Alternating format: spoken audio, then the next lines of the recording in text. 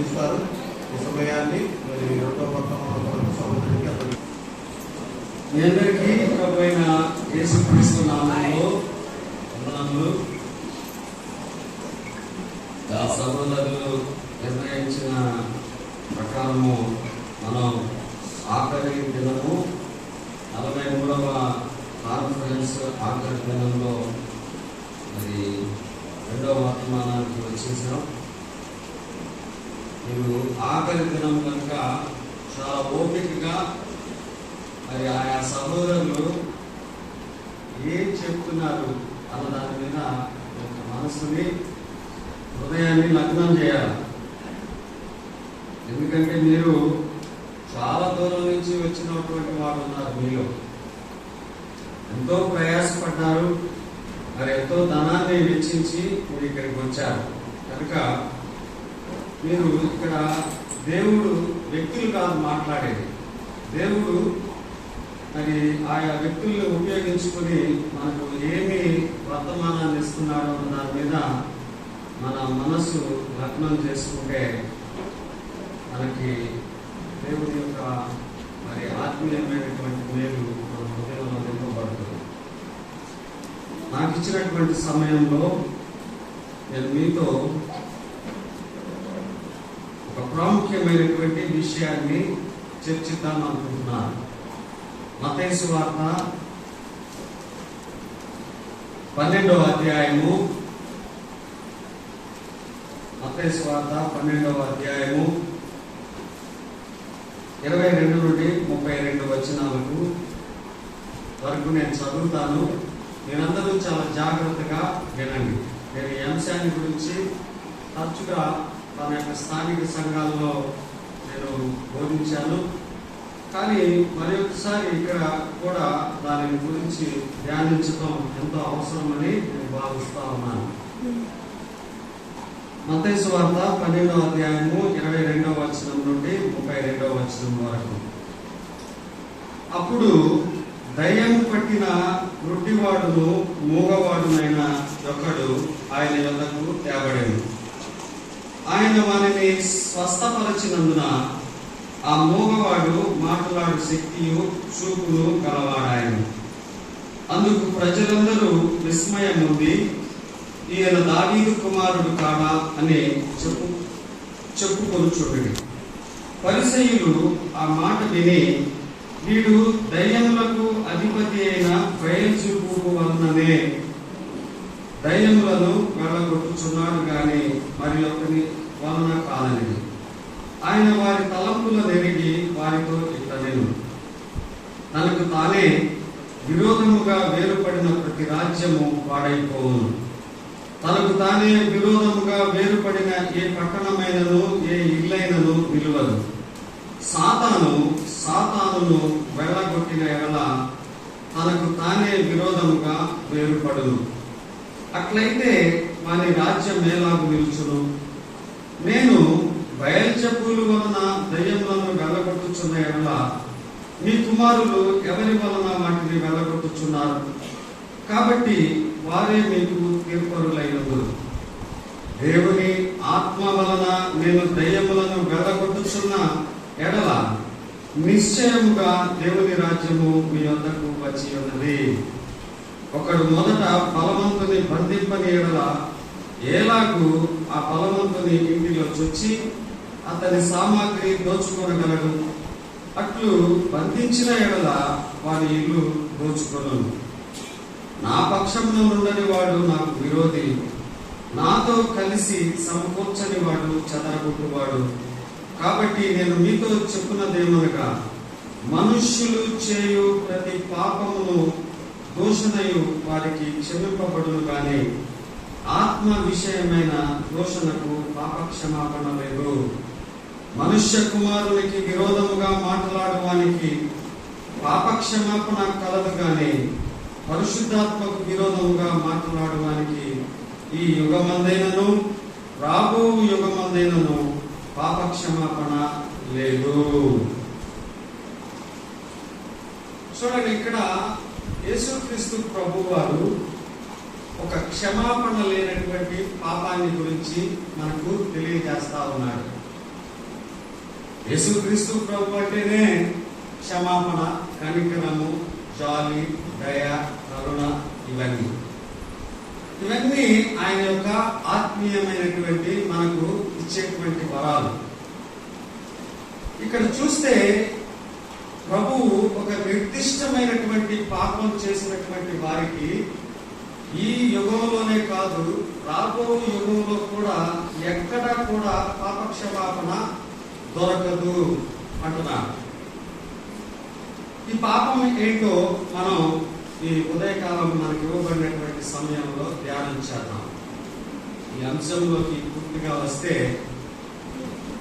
ఇక్కడ నేను మీతో 3 విషయాల గురించి ధ్యానిద్దామనుకుంటున్నాను. ఈ పాపము ఒకటి, రెండవది ప్రభువన్న మాటల్లోనే 26వ వచనంలో సాతాను రాజ్యము ఒకటి ఉంది, రెండవది ఆయన 28వ వచనంలో అంటున్నటువంటి దేవుని రాజ్యము ఒకటి ఉంది. ఈ 3 ప్రాముఖ్యం. ఒకటి క్షమాపణ లేనటువంటి పాపము, రెండవది సాతాను రాజ్యము, మూడవది దేవుని రాజ్యం.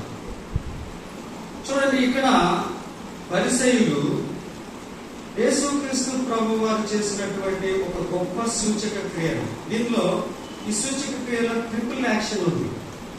ఆ యాక్షన్ ఏంటంటే, ప్రభు దగ్గరకు తేబడినటువంటి ఆ వ్యక్తి మొదటిగా దయ్యము పట్టినటువంటి వాడు, రెండవదిగా వాడు మోగవాడు, మూడవదిగా గుడ్డివాడు. అసాధ్యమైనటువంటి బలహీనతలు ఈ వ్యక్తికి ఉన్నాయి. ప్రభువు ఈ వ్యక్తిని స్వస్థపరుస్తూ ఉన్నాడు. మాట మాత్రం చేతనే ఆయన స్వస్థత ఇచ్చేశాడు. అసాధ్యమైనటువంటి వాటిని చూసి, అరే ఇంత గొప్ప క్రియ ఈయన ఎలా చేయగలిగాడు అని వాళ్ళు ఆశ్చర్యపడుతూ ప్రభువు యందు విశ్వాసం ఉంచుకోకుండా వాళ్ళు ఏమంటున్నారంటే, చాలా సింపుల్ గా, ఈయన దెయ్యములకు అధిపతి అయినటువంటి బయల్జెబూలు వలన ఒక గొప్ప శక్తిని పొంది ఆ దురాత్మల శక్తి చేత ఈ యొక్క సూచక క్రియలు చేస్తా ఉన్నాడు అని దేవుని యొక్క శక్తిని దెయ్యాల శక్తికి మార్చి వీళ్ళు ప్రచారం చేస్తా ఉన్నారు. వాళ్ళు నమ్ముతూ ఉన్నారు. కనుక ఇక్కడ ప్రభు ఏమంటున్నాడంటే, ఒకవేళ నేను మీరు అనుకుంటున్నట్లు సాతాను చేత బాధింపబడుతున్నటువంటి ఈ వ్యక్తిని స్వస్థపరిచాను, నేను సాతానునైతే ఇంకొక సాతానుని నేను ఎలా ఎల్లగొడతాను? ఒక రాజ్యం తాను నిర్మించుకున్నటువంటి రాజ్యం మీద ఏ విధంగా పోరాడగలుగుతుంది? ఏ విధంగా దానికి తనను తానే పోరాడుకుంటుంది? కనుక నేను చేసింది సాతాను యొక్క శక్తితో కాదు, దేవుని యొక్క ఆత్మశక్తితో నేను ఈ పని చేస్తూ ఉన్నాను అని యేసుక్రీస్తు ప్రభు వారు వారికి వివరణ ఇచ్చి, చివరికి ఆయన ఏమంటున్నాడంటే,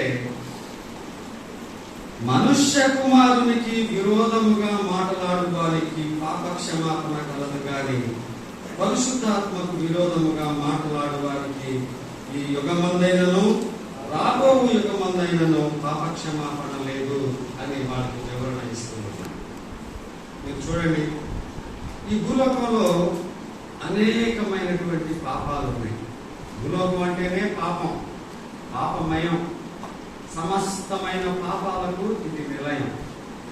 మనం తరచుగా టీవీలో చూస్తూ ఉంటాం, లేకపోతే మన మధ్య అనేకమైనటువంటి ఘోరమైనటువంటి పాపాలు జరుగుతూ ఉంటాయి. ప్రత్యేకించి చిన్న చిన్న బాలికల మీద లైంగిక దాడులు చేసి వాళ్ళు నలుగురికి చెప్పి ఆ పనులు తీస్తారేమోనని వాళ్ళని అంతటితో విడిచిపెట్టుకోకుండా చంపేసి పెట్టిలో పెట్టాడు మన కుర్రాడు హైదరాబాద్. ఆ కుర్రాడిని ఎవరు క్షమించలేకపోయారు. దిశ అనే చట్టం గవర్నమెంట్ తీసుకొచ్చింది. దేనికి? ఒక యవనస్తురాలైనటువంటి డాక్టర్ గారిని ఒక లారీ డ్రైవర్స్ కొంతమంది కలిసి లైంగికంగా ఆమెను చెరిచి ప్రాణాలు తీసేశారు గొంతు కోసి. ఆ తర్వాత వాళ్ళు పెట్రోల్ పోసి కాల్ చేశారు అమ్మాయిని కనపడుతున్నారు. ఈ సమాజంలో ఉన్న మనుషులందరూ కూడా వాళ్ళని మనం క్షమించకూడదు.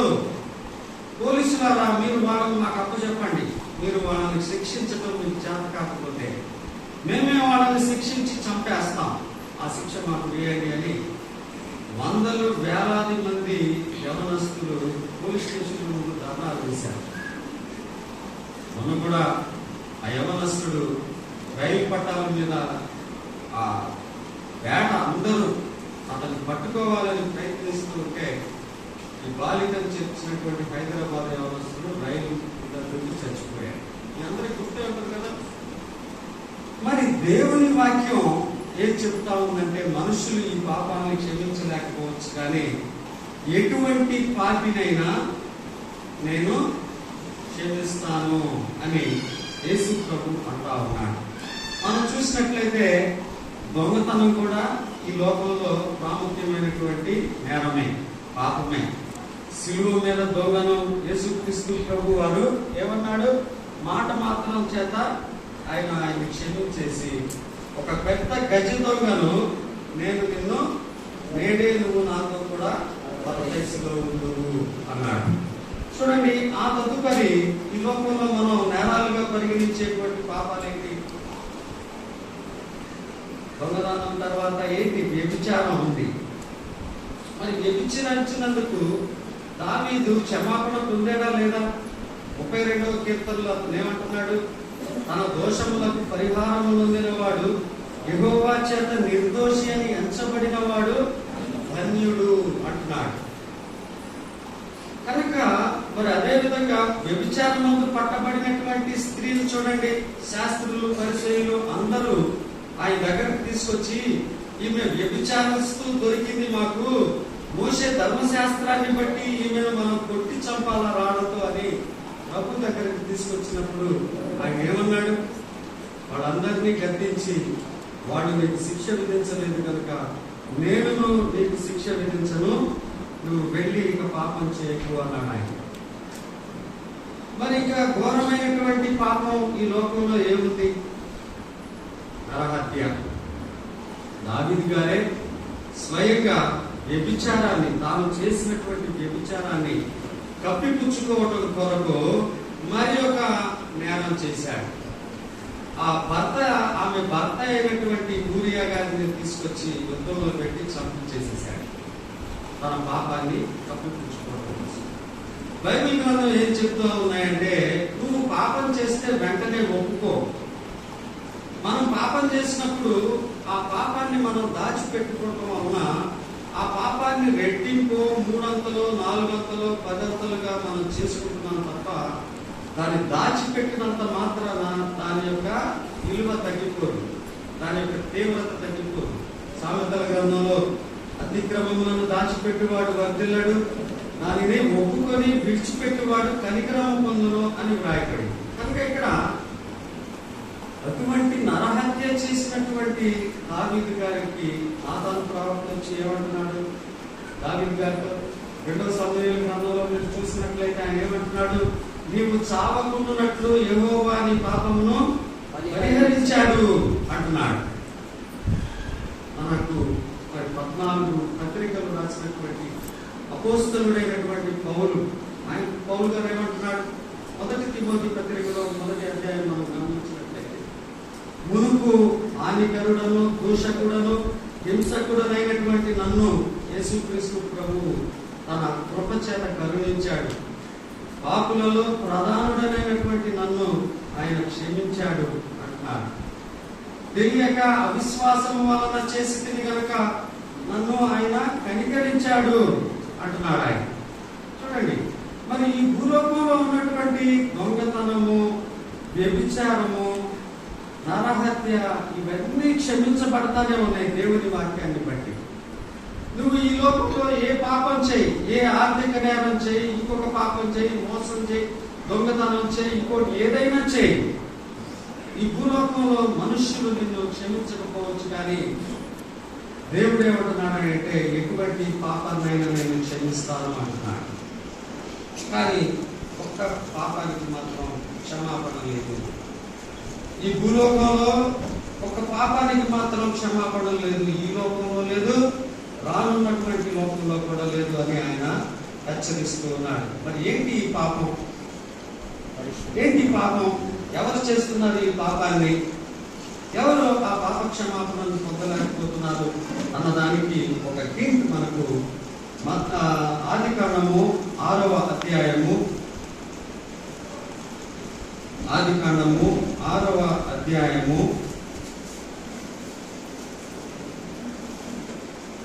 3వ వచనం. ఇక్కడ మనకు ఒక కిటుకులాగా, అంటే ఒక సూచన లాగా మనకు దేవుని యొక్క వాక్యం మనకి ఇక్కడ కనబడతా ఉంది.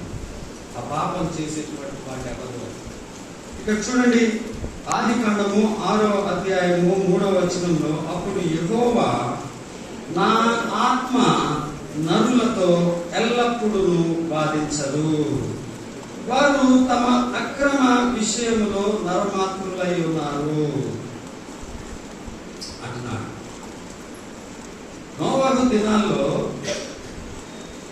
మనుషులు పాపాన్ని చాలా తీవ్రమైనటువంటి స్థాయిలోకి తీసుకొని వెళ్ళిపోయారు.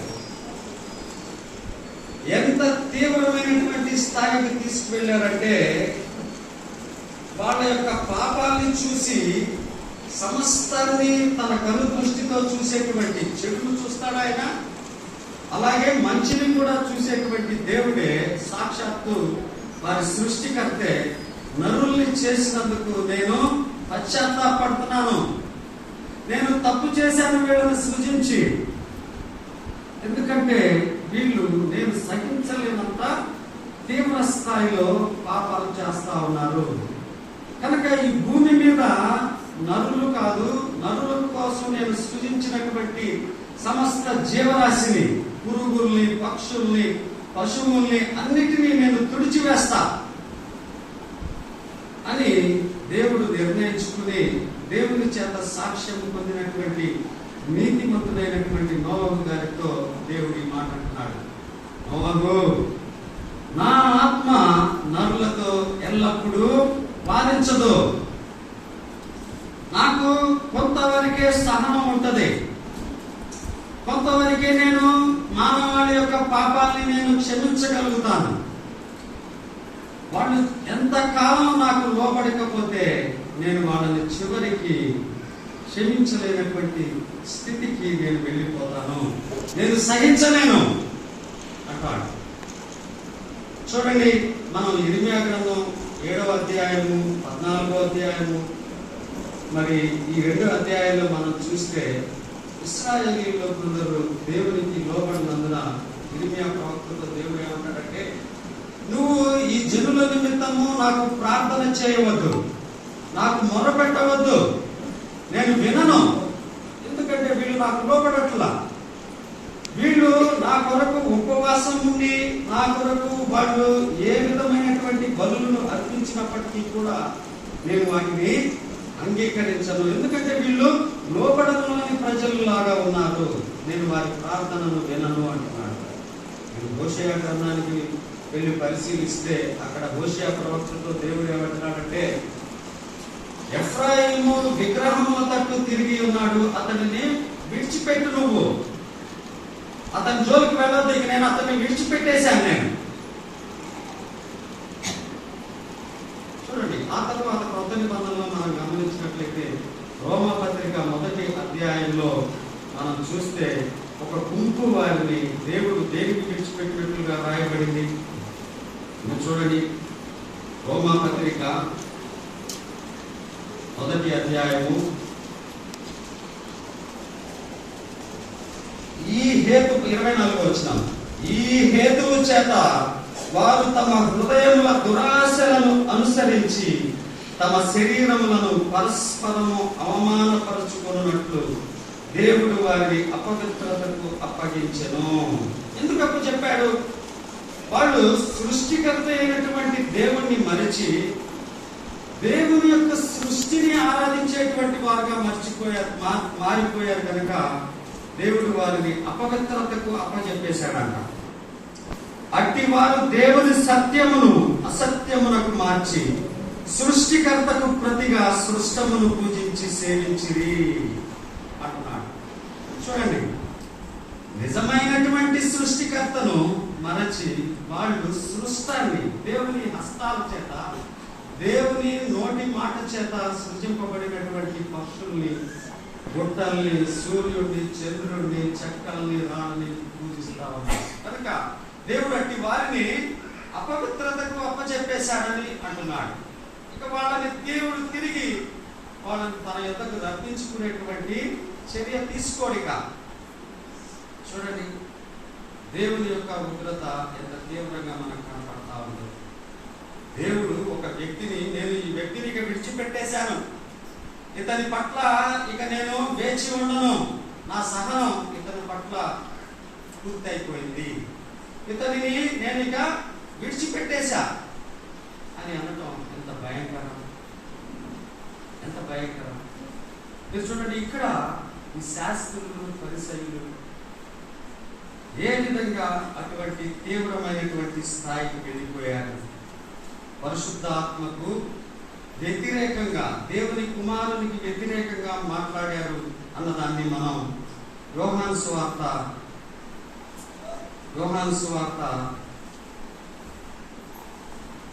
12వ అధ్యాయం, యోహాను సువార్త 12వ అధ్యాయంలో మనం గమనించినట్లయితే ఇక్కడ ఈ శాస్త్రులు, పరిసయ్యులు కూడా దేవుని చేత విడిచిపెట్టబడేటువంటి స్థితికి వెళ్ళిపోయారు.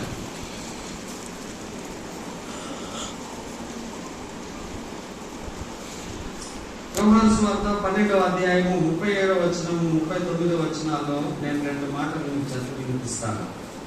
ఆయన వారి ఎదుట ఇన్ని సూచక క్రియలు చేసినను వారు ఆయన యందు విశ్వాసముంచరైరి. చూడండి, ఇక్కడ యోహాను గారు అంటున్నటువంటి మాట మనం గమనించాలి.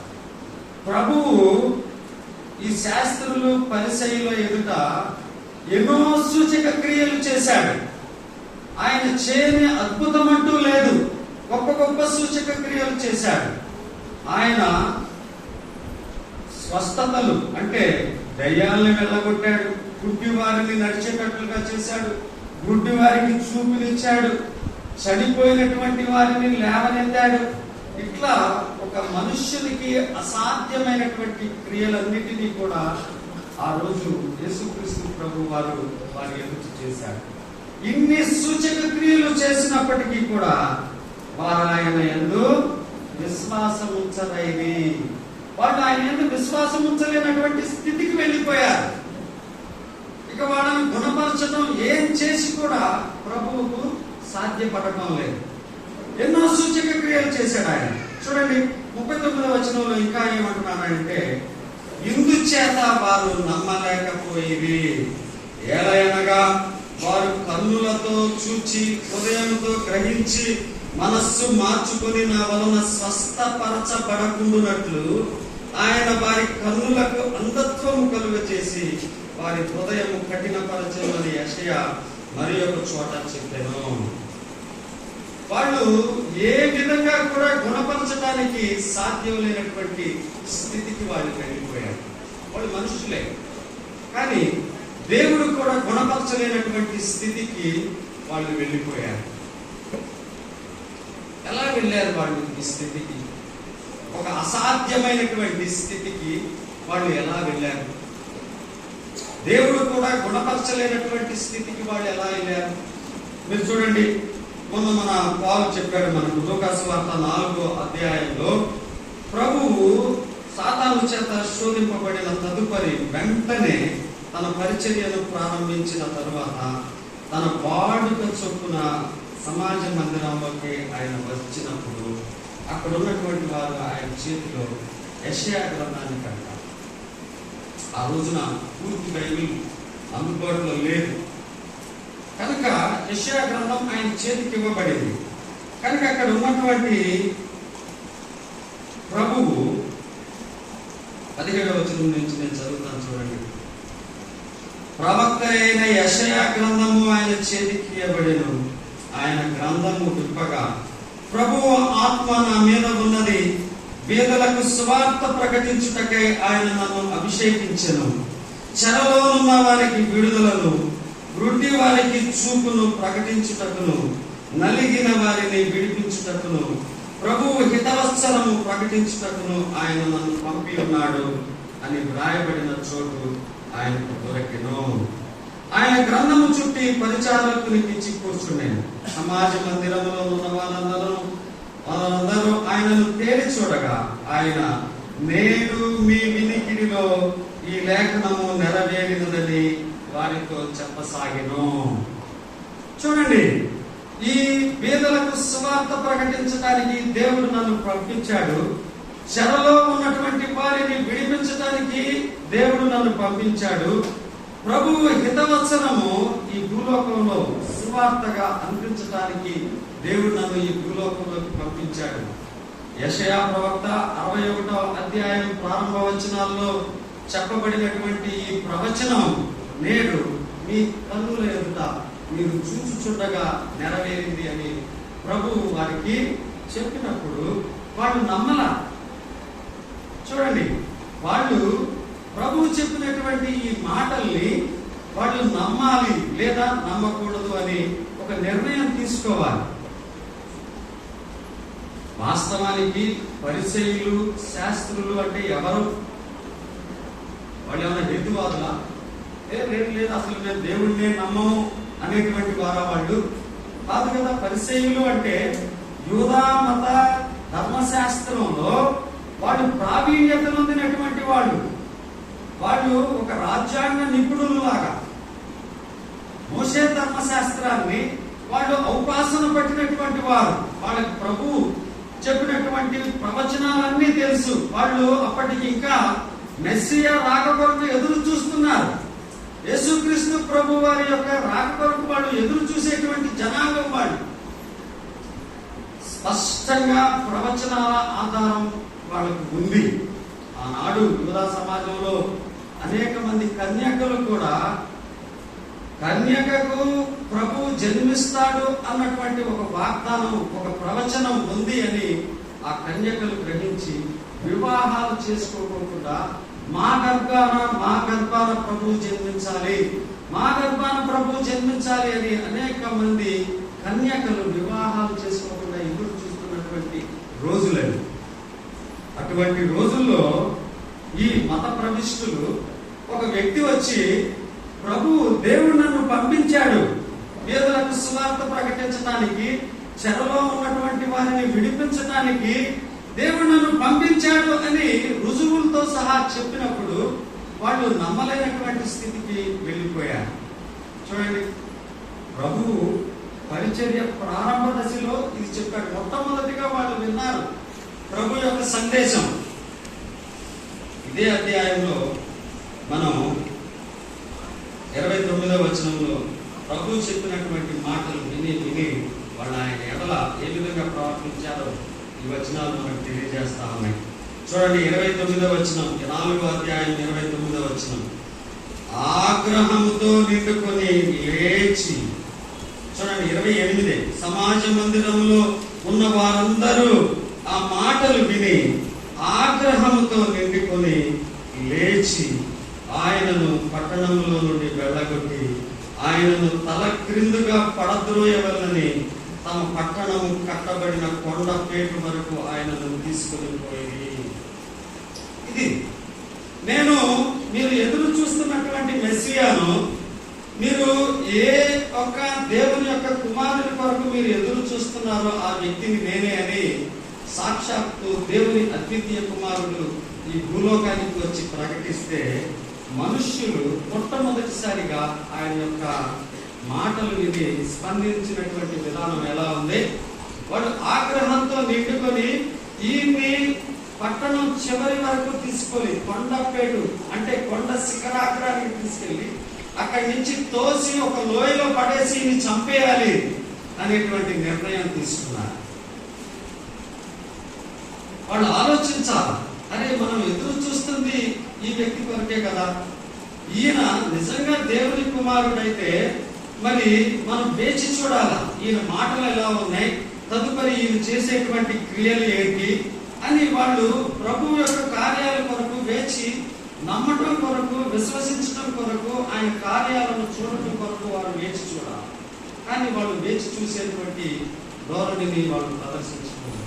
కానీ ప్రభువు మాత్రం వారి ఎదుట మెస్సియా చేసేటువంటి సూచక క్రియలన్నీ పాత నిబంధనలో ఏ విధంగా ప్రవచనాత్మకంగా వ్రాయబడ్డాయో ఆ క్రియలన్నీ, మెస్సియా చేసేటువంటి క్రియలన్నీ వారి కళ్ళ ఎదుట చేసుకుంటూ వెళ్తూనే ఉన్నాడు. ఆయన 3.5 సంవత్సరాల కాల పరిమితిలో, పరిచర్య కాలంలో మెస్సియా చేసేటువంటి ప్రతి ఒక్క క్రియ ఆయన చేసుకుంటూ పోతూనే ఉన్నాడు. కానీ మొట్టమొదటిసారి వీళ్ళు ఒక వైఖరిని ఆయన పట్ల తీసుకున్నారు. ఏమిటా వైఖరి? మెస్సియా బెత్లెహేములో పుట్టాలని ప్రవచనం ఉంది, కానీ ఈయన నజరేతు నుంచి వచ్చాడు. ఇట్లా వాళ్ళు కొన్ని ప్రవచనాల్ని సరిగా అవగాహన చేసుకోకుండా ఈయన మెస్సియా కాదు, ఈయన దేవదూషణ చేస్తున్నాడు, మెస్సియాను నేనని చెప్పడం కూడా దేవదూషణ, మోషే ధర్మశాస్త్రాన్ని బట్టి ఇతను కూడా రాళ్లతో కొట్టి చంపాలి అని వాళ్ళు ఒక వైఖరిని తీసుకున్నారు. ఆ వైఖరిని ప్రభువు ఇక ఎన్ని సూచక క్రియలు వాళ్ళ ఎదుట చేసుకుంటూ వెళ్ళినప్పటికీ, యోహాను సువార్త 12వ అధ్యాయంలో రాయబడినప్పుడు వారి ఎదుట ఆయన ఎన్ని సూచక క్రియలు చేసినప్పటికీ వారు నమ్మలేనటువంటి స్థితికి వెళ్ళిపోయారు. చూడండి, అటువంటిప్పుడు ప్రభు ఏమంటున్నాడంటే, ఈ భూలోకంలో మనుష్య కుమారునికి వ్యతిరేకంగా దూషణ చేసినటువంటి వారికి పాపక్షమాపణ ఉంది, కానీ పరిశుద్ధాత్మకు వ్యతిరేకంగా పాపం చేసినటువంటి వారికి పాపక్షమాపణ లేదు అంటున్నాడు. ఒక తీవ్రమైనటువంటి స్థాయికి వీళ్ళు వెళ్ళిపోయారు. ప్రభు ఆత్మ, దేవుని ఆత్మ నరులతో ఎల్లకాలము బాధించదు అనేటువంటిది వీరి పట్ల స్పష్టంగా రుజువైపోయింది. ఎందుకంటే వాళ్ళు దేవుడు కూడా గుణపరచలేనటువంటి స్థితికి వాళ్ళు వెళ్ళారు. సాక్షాత్తు యేసుక్రీస్తు ప్రభువే మెస్సియాగా ఈ భూలోకానికి వచ్చి చేయవలసిన ప్రతి ఒక్క అద్భుత కార్యాన్ని ఆయన చేశాడు, గొప్ప సూచక క్రియలు చేశాడు. కానీ వాళ్ళు నమ్మలేనటువంటి స్థితికి వెళ్ళిపోయారు. మీరు గమనించండి, ఈ రోజున ఈ వర్తమానం మనకి ఎలా అన్వయింపబడతా ఉంది. ఇక్కడ ఇంకా అనేక మంది విశ్వాసులతో పాటు అవిశ్వాసులు కూడా ఉండి ఉండవచ్చు. దేవుని యొక్క పరిశుద్ధాత్మ మీ హృదయంలో నేటికి మిమ్మల్ని గద్దిస్తూనే ఉండవచ్చు. యోహాను సువార్త 16వ అధ్యాయం మనం గమనించినట్లయితే యేసుక్రీస్తు ప్రభు వారు ఏమంటున్నాడంటే, నేను వెళ్ళిపోవటం వలన మీకు ప్రయోజనము, నేను వెళ్ళి మీకు పరిశుద్ధాత్మను నేను మీకు పంపుతాను. ఆయన ఈ భూలోకానికి వచ్చి మిమ్మలను పాపమును గూర్చి, నీతిని గూర్చి, దేని గురించి, ఇంకా మూడవది తీర్పును గురించి ఆయన మిమ్మను ఒప్పింపజేయును అంటున్నాడు. పరిశుద్ధాత్మ దేవుణ్ణి యేసుక్రీస్తు ప్రభు వారు మనకి అనుగ్రహించింది దేనికయ్యా అంటే, సర్వమానవాళి ప్రతి ఒక్క మనుష్యునితో ఆయన మాట్లాడినటువంటి మనుష్యుడంటూ ఈ భూలోకంలో ఉండడు. ప్రభు కూడా నీ రాజ్యనకు నీ యొక్క రాకడకు సూచనలు చెప్పు అంటే ప్రభు ఏమంటాడు, నేను నా రాకడకు ముందు సమస్త మానవాళికి సువార్త అందింపబడాలి, ప్రతి మానవుని గురించి ప్రతి మానవునికి నా గురించి తెలియబడాలి, నేను ఇచ్చేటువంటి రక్షణల గురించి అతనికి తెలియబడాలి అని ప్రభువే సాక్షాత్తు సెలవిస్తాడు. కనుక పరిశుద్ధాత్మ దేవుడు ఈ మానవాళిలో ఎన్ని వందల కోట్ల మంది ఉన్నా కానీ వాళ్ళందరితో పాపాన్ని గురించి, వాళ్ళు చేసేటువంటి పాపాన్ని గురించి ఏమంటారు, నెక్స్ట్ నీతిని గురించి, తదుపరి తీర్పుని గురించి ఒప్పింపజేయడమే ఆయన పని. కనుక ఈరోజు ఆయన విశ్వాసులతో అవిశ్వాసులతో ఇద్దరితో వాళ్ళు చేసేటువంటి పాపాల గురించి ఆయన వాదిస్తూనే ఉంటాడు.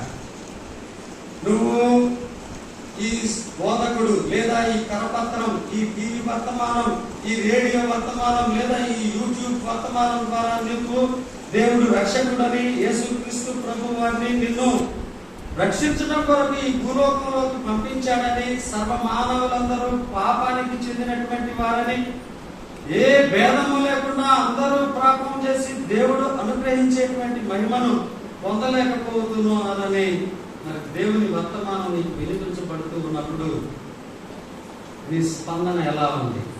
పరిశుద్ధాత్మ దేవుడు నీ హృదయంలో వాదిస్తూ ఉంటాడు. నువ్వు ఒప్పుకో, నువ్వు దేవుని వాక్యాన్ని అంగీకరించు, నువ్వు పాపివి, నువ్వు ఆ పాపం చేశావు, ఆ పాపాన్ని నువ్వు విడిచిపెట్టి నీతిని అంగీకరించు, నీతిగా జీవించు, గౌరవప్రదంగా జీవించు, క్రైస్తవునిగా జీవించు, క్రీస్తు లక్షణాలు కలిగి ఉండు అని ఆయన నిన్ను వాదిస్తూ ఉంటాడు నీతో. ఆ వాదనకు మరి నీ యొక్క స్పందన ఎలా ఉంది? ఆ వాదనకు నువ్వు ఇచ్చేటువంటి జవాబు ఏంటి? ఇప్పుడు కాదులే దేవా, నేను ఇక చేయాల్సినటువంటి పనులు కొన్ని ఉన్నాయి, ఇప్పుడు కాదు. దేవుడు యేసుక్రీస్తు ప్రభు వారు మొట్టమొదట వచ్చి సాక్షాత్తు నేను దేవుడు పంపించినటువంటి ప్రభు యొక్క దేవుని యొక్క హితవత్సరాన్ని ఈ భూలోకంలో పంపించడానికి వచ్చినటువంటి వ్యక్తిని నేనే అని మొట్టమొదటిసారి చెప్పినప్పుడు అక్కడ ఉన్నటువంటి పరిసయ్యులు అంగీకరించినటువంటి విధంగానే నువ్వు కూడా పరిశుద్ధాత్మ దేవునితో ఇప్పుడు కాదులే, నేను ఇంకా చేయవలసినటువంటి పనులు ఉన్నాయి కొన్ని, నాకు ఇంకా చాలా వయసు ఉంది, అది ఎప్పుడో 60 సంవత్సరాల తర్వాత తీసుకోవాల్సినటువంటి నిర్ణయం, దేవుని గురించి పరలోకాన్ని గురించి ఇప్పుడు కాదు నేను ఆలోచించాల్సింది, నాకు ఇంకా చాలా సమయం ఉంది, నేను చేయాల్సినటువంటి పనులు ఇంకా చాలా ఉన్నాయి, నేను ఉద్యోగంలో ఉన్నాను, చాలా సంపాదించుకోవాల్సినటువంటి స్థితిని నేను కలిగి ఉన్నాను, ఉద్యోగం అయిన తర్వాత నేను చేస్తాను, దేవుని నమ్ముకుంటాను, లేదా నాకు ఇంకొక వేరే పని ఉంది, ఇంకొక పని ఉంది అని మనం పోస్ట్ పోన్ చేసుకుంటూ వెళ్తాం. చూడండి, ఈ విధమైనటువంటి పరిశుద్ధాత్మ దేవుని యొక్క గద్దింపును నువ్వు పెడచెవిని పెట్టి ఒక సమయానికి నువ్వు దేవుడు కూడా గుణపరచలేనటువంటి స్థితికి వెళ్ళిపోతావు. నీకు ఎన్నిసార్లు దేవుని యొక్క రక్షణ గురించి వినిపించబడినప్పటికీ నీ హృదయం స్పందించలేనటువంటి స్థితికి వెళ్ళిపోతావు.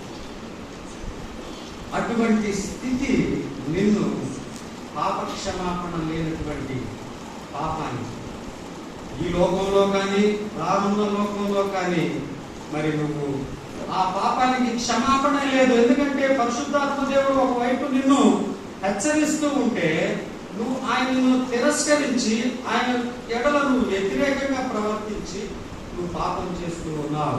చూడండి, నిన్న ఇద్దరు యువకులు మన మధ్య బాప్తిస్మం తీసుకున్నారు. రత్న కుమార్ గారు, బాబు గారు. చూడండి, వాళ్ళకి దేవుని యొక్క పరిశుద్ధాత్మ వాదించబట్టే కదా వాళ్ళు తీసుకుంది.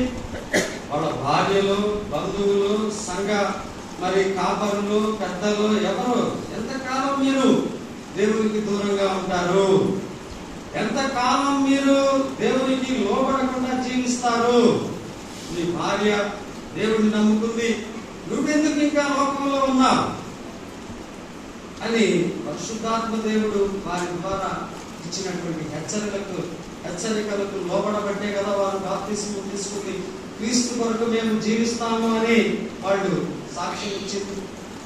అది పరిశుద్ధాత్మ దేవునికి లోబడటం అంటే. పరిశుద్ధాత్మ దేవునికి వ్యతిరేకించడం, ఆయనకు వ్యతిరేకంగా పాపం చేయడం ఈ లోకంలోనే కాదు రాబోయేటువంటి లోకంలో కూడా వారికి పాపక్షమాపణ లేదు అనేటువంటి పాపానికి ఏది దారితీస్తుంది అంటే ఈ రోజున పోస్ట్ పోన్మెంట్ చేసుకుంటూ వెళ్ళేటువంటి దాన్ని ఈ పాపానికి దారితీస్తుంది.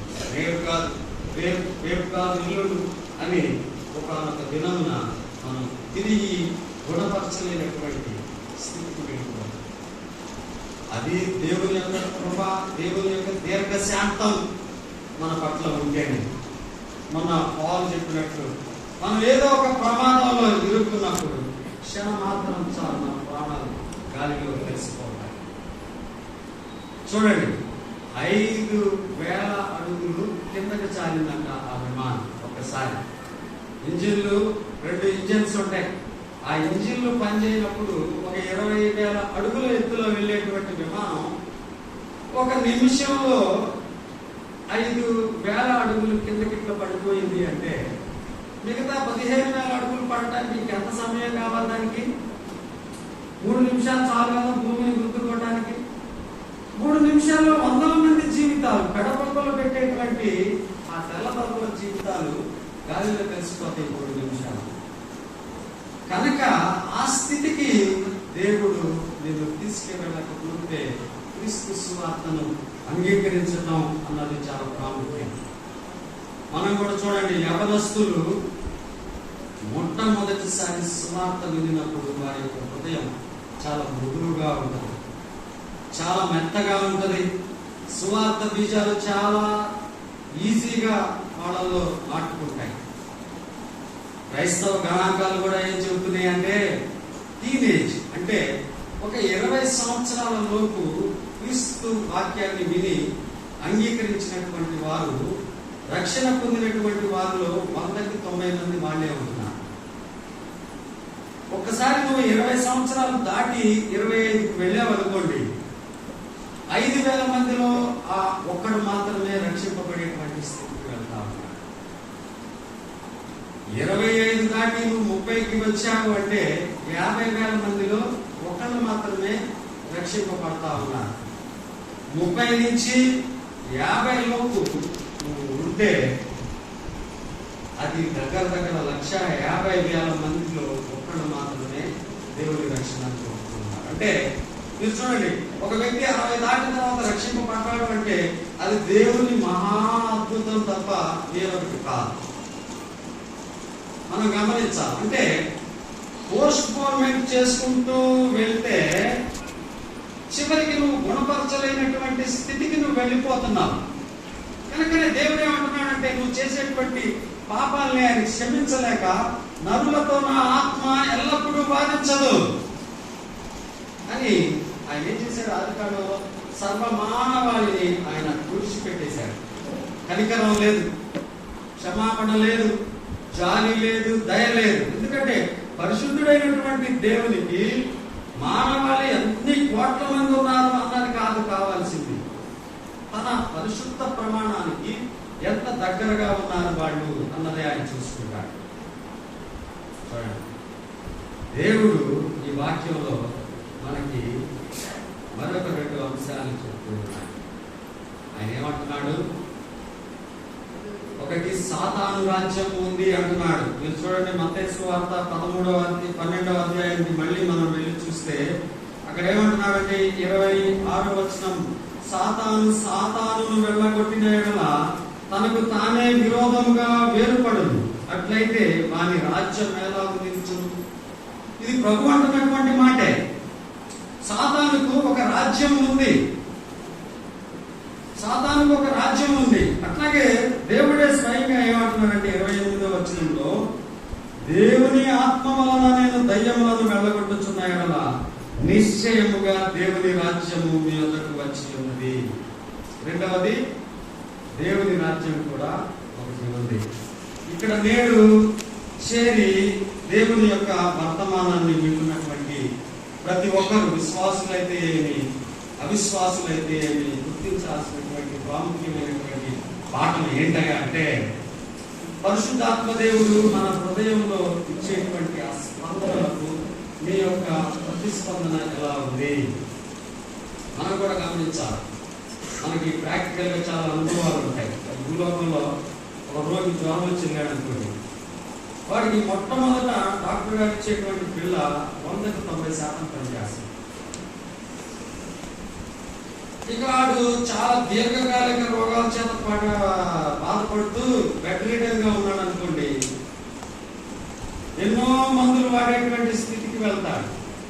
వాడి ఎన్ని మాత్రలు వేసినప్పటికీ ఆ రోగం, ఆ రోగి ఆ మందులకు స్పందించేటువంటి స్థితి వాడిలో ఉండదు. ఎందుకంటే వాడు ఒక తీవ్రమైనటువంటి స్థితికి వెళ్ళిపోతాడు. ఇది మనం గమనించాలి. తీవ్రమైనటువంటి స్థితికి వెళ్ళినటువంటి వారి స్థితి, దేవుని చేత విడిచిపెట్టబడినటువంటి వారి స్థితి ఎక్కడ? సాతాను రాజ్యం. సాతాను రాజ్యాన్ని గురించి దేవుడే సాక్షాత్తు యేసుక్రీస్తు ప్రభువే ఏం చెప్తున్నాడు? ఇదే మత్తయి సువార్తలో మీరు గమనించండి. 22వ అధ్యాయం, నేను ఒక 5-10 నిమిషాల్లోనే నేను ముగిస్తాను, మీరు జాగ్రత్తగా వినండి. విశ్వాసి అవిశ్వాసి ఇరువురు గమనించాల్సినటువంటి ప్రాముఖ్యమైనటువంటి పాఠం. నేను రక్షింపబడ్డానులే అని నిర్లక్ష్యంగా విశ్వాసి ఉన్నా కానీ జరిగేటువంటి పరిణామాలు మనం ఇక్కడ అర్థం చేసుకోవాలి. ఇక్కడ సాతాను రాజ్యం ఎలా ఉంటుందో సాక్షాత్తు యేసుక్రీస్తు ప్రభువే తన మాటల్లో మనకు వివరిస్తూ ఉన్నాడు. 22వ వచనం, 22వ అధ్యాయము మరి 11వ వచనం నుండి నేను చదువుతాను. ఇక్కడ యేసుక్రీస్తు ప్రభు వారు పరలోక రాజ్యాన్ని ఒక పెండ్లి విందుతో పోలుస్తూ మాట్లాడుతున్నటువంటి మాటల్ని మనం ఇక్కడ గమనించవచ్చు.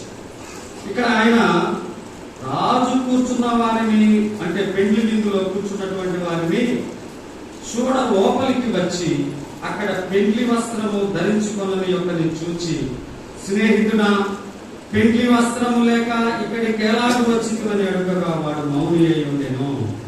అంతక రాజు వీని కాళ్ళు చేతులు కట్టి వెలుపటి చీకటిలోనికి త్రోసివేయుడి, అక్కడ ఏడుపును పండ్లు కొరుకుటైను ఉండునని పరిచారకులతో చెప్పెను. చూడండి, పరిశుద్ధాత్మ దేవుని యొక్క గద్దింపులు, ఆయన యొక్క బాధనకు ఆయన ఒప్పింప చేస్తూ ఉన్నప్పుడు, నీ పాపాన్ని ఆయన ఒప్పింప చేస్తున్నప్పుడు నువ్వు గడచెవిన పెట్టినటువంటి వారికి దేవుడు ఇచ్చేటువంటి స్థలం ఇదే. ఆయన ఏమంటున్నాడంటే, మొదట వాడి యొక్క కాళ్ళు చేతులు కట్టేసేయండి, వాడిని బంధించండి అంటున్నాడు ఆయన. తదుపరి రెండవ మాట, నరకం యొక్క గుణలక్షణం ఏంటంటే చీకటి, వెలుపటి చీకటి అంటున్నాడు. ఈ వెలుపల ఎక్కడ? ఈ వెలుపల ఎక్కడండి? ఈ వెలుపల భూమి కింద ఉందా? భూమి పైన ఉందా? ఎక్కడుంది ఈ వెలుపల? లేదా భూమిలోనే ఉందా? చూడండి, మీరు విశ్వం యొక్క దృశ్యాన్ని టీవీలో, న్యూస్ పేపర్లో చూస్తూనే ఉంటారు. ఎన్నో వందల వేల కాంతి సంవత్సరాలు వెళ్తే కూడా ఉండేటువంటి గ్రహాలు, నక్షత్రాలు ఉన్నాయి. వాటన్నిటికీ దూరంగా వెలుగంటూ కనపడని చోట నక్షత్రాల వెలుగు కూడా అక్కడ ప్రసరించేటువంటి పరిస్థితి లేదు. ఎన్ని కోట్ల కాంతి సంవత్సరాల దూరం వెళ్తే వస్తుంది చీకటి. వెలుగంటూ లేనటువంటి ప్రదేశం ఎన్ని కోట్ల కాంతి సంవత్సరాల తర్వాత వస్తుంది. అంతటి వెలుగుట సుదూరమైన ప్రాంతాలు, ఎవ్వరూ నీ దగ్గరికి రానటువంటి పరిస్థితి. అక్కడ చీకటిలో, వెలుపటి చీకటిలో నువ్వు ఉంటావు.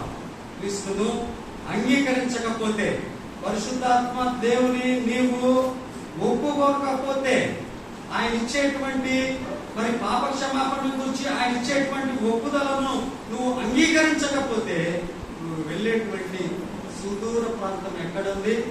ఎక్కడో నక్షత్రాలకు సుదూరంగా వెలుగంటూ లేనటువంటి చీకటి ప్రదేశంలోకి ఆయన కాళ్ళు చేతులు కట్టి నెట్టి వేస్తాడు.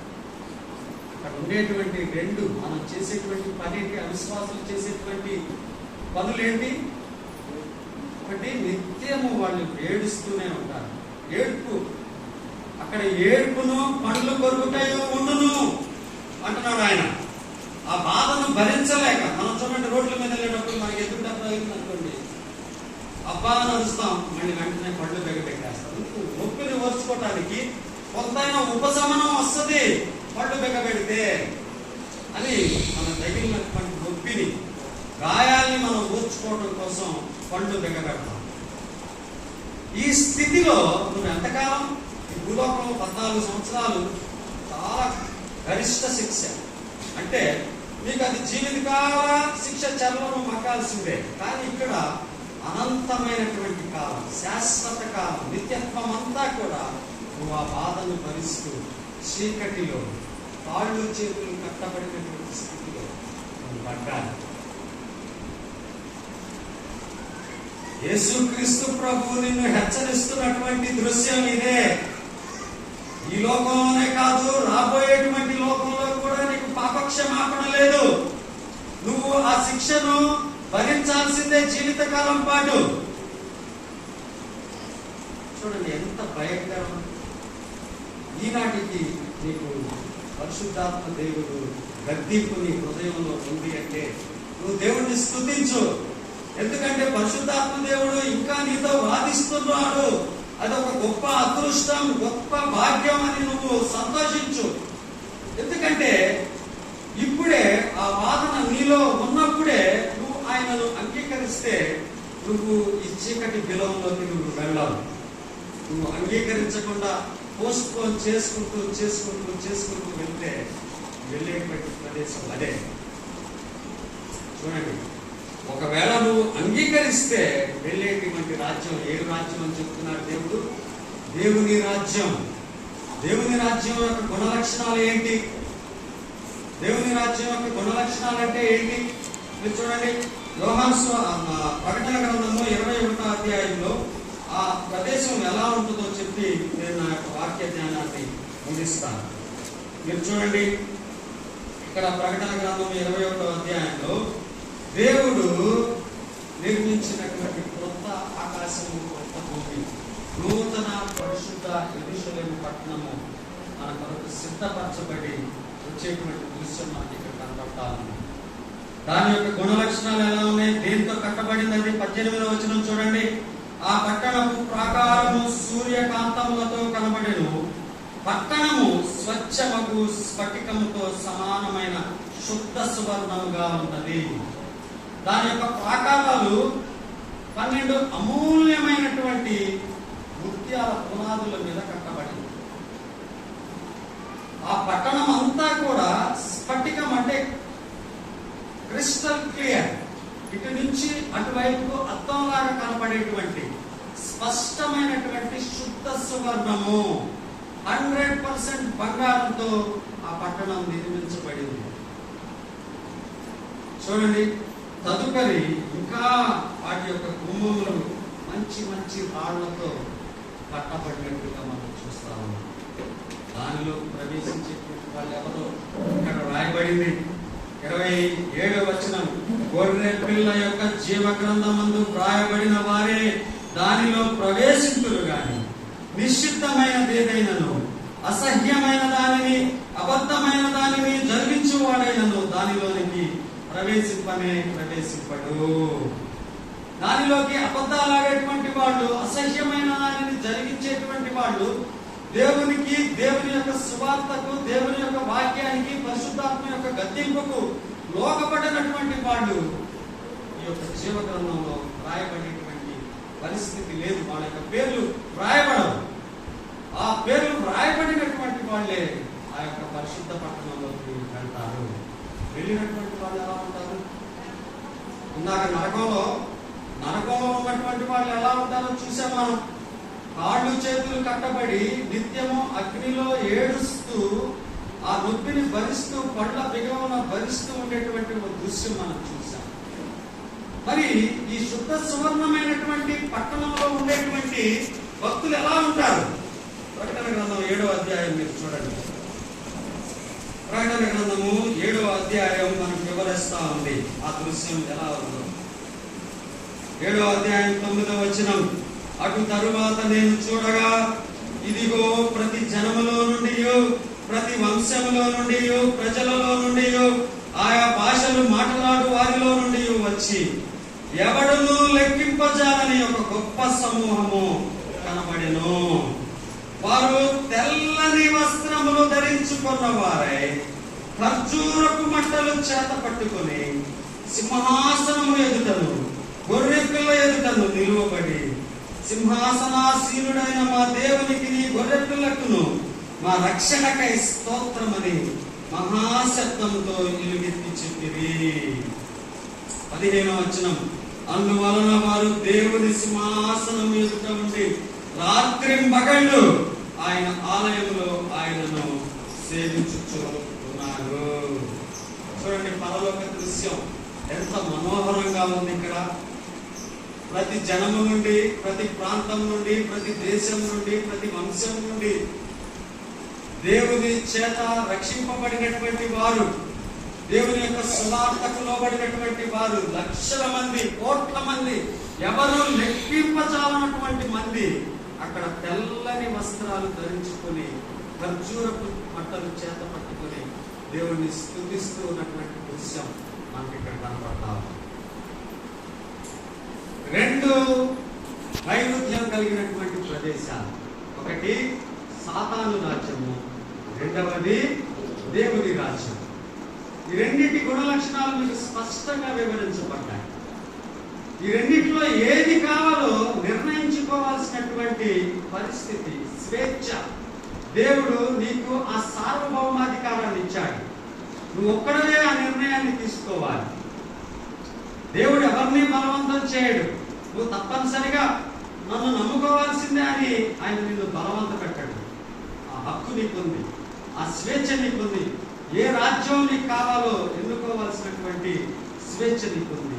కనుక నువ్వు జ్ఞానవంతుడు అయితే దేవుని రాజ్యాన్ని, బుద్ధిహీనుడు అయితే సాతాను రాజ్యాన్ని, ఆ పాప క్షమాపణ లేనటువంటి స్థితికి నువ్వు వెళ్ళకూడదు. ఎబ్రీ పత్రిక 7వ అధ్యాయాన్ని మీరు గమనించినట్లయితే విశ్వాసులకు కూడా ఒక స్థితి రాయబడింది. పరిశుద్ధాత్మ దేవుని యొక్క గద్దింపుకు లోబడినటువంటి విశ్వాసం. ఇందాక అవిశ్వాసుల్ని మనం చూసాం. నేను విశ్వాసిని కదా, నేను రక్షణ పొందాను కదా, మనవాళ్ళు నిత్య రక్షణ అంటున్నారు కదా, నేను ఏ పనైనా చేయొచ్చు, ఏ పని చేసినా, ఏ పాపం చేసినా నా రక్షణ పోదు అనుకునేటువంటి వారికి కూడా పరిశుద్ధాత్మ దేవుని గద్దింపును పెడచెవిని పెడితే లభించేటువంటి ప్రదేశం కూడా అక్కడ రాయబడింది. ఆ ఒక్క వచనం, ఆలస్యానికి నన్ను క్షమించండి, ఆ ఒక్క వచనాన్ని నేను మీకు మీ దృష్టికి తీసుకొని వచ్చి నేను నా వాక్య ధ్యానాన్ని ముగిస్తాను. హెబ్రీయులకు రాసిన పత్రిక, క్షమించండి, 6వ అధ్యాయము 4వ వచనం. హెబ్రీయులకు రాసిన పత్రిక 6వ అధ్యాయము 4వ వచనం.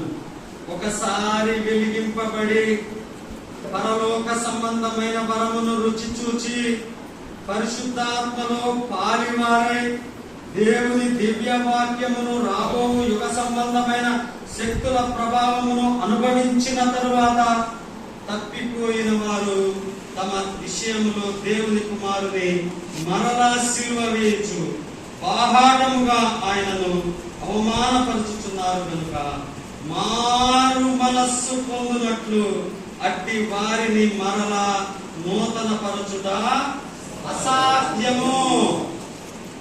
ఎవరో అసాధ్యమైనటువంటి స్థితికి వెళ్ళినటువంటి ప్రియులు ఎవరు? ఒకసారి వెలిగింపబడినటువంటి వారు వీరు.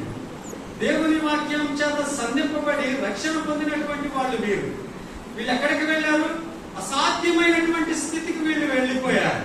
ఈ అసాధ్యమైనటువంటి స్థితి దేనికి నడిపిస్తుంది వీళ్ళని మీరు చూడండి. ఇక్కడ 10వ వచనము, ఎట్లనగా భూమి తన మీద తరచుగా కురియు వర్షమును త్రాగి ఎవరి కొరకు వ్యవసాయము చేయబడును వారికి అనుకూలమైన పైరులను ఫలించుచు దేవుని ఆశీర్వచనము పొందును.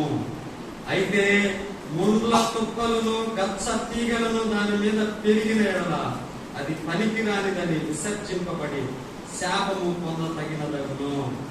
తుదకది మీ అందరికీ